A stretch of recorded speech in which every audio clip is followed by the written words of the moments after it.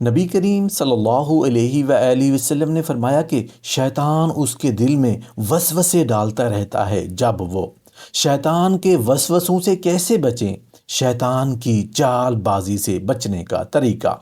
محترم ناظرین، شیطان کے وسوسے مومن کے ایمان کو کمزور کرنے اور اسے اللہ کے راستے سے ہٹانے کی کوششوں کا حصہ ہے۔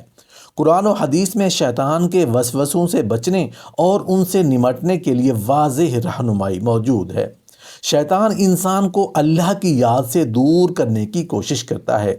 گناہ اور برائی کی طرف مائل کرنا، اللہ کی رحمت سے مایوس کرنے کی کوشش کرتا ہے۔ گناہ کو اچھا اور خوشنما بنا کر پیش کرتا ہے۔ ایمان اور نیک اعمال میں شکوک و شبہات پیدا کرتا ہے۔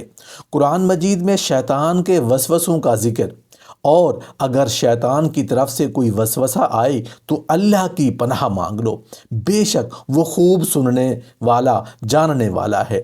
بے شک شیطان تمہارا دشمن ہے، اس کو دشمن ہی سمجھو۔ تمہیں فقر سے ڈراتا ہے اور بے حیائی کا حکم دیتا ہے۔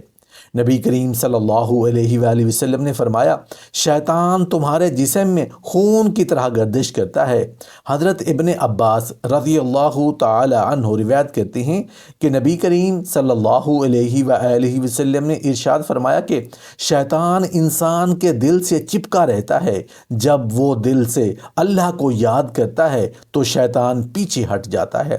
شیطان کے وسوسوں سے بچنے کے طریقے: اللہ کا ذکر کرنا، قرآن مجید اور مسنون اذکار پڑھنے سے وسوسے کمزور ہو جاتے ہیں، جیسے اعوذ باللہ من الشیطان الرجیم، شیطان سے اللہ کی پناہ مانگنا، لا حول ولا قوت الا باللہ، ہر طاقت اور قوت صرف اللہ کے لیے ہے۔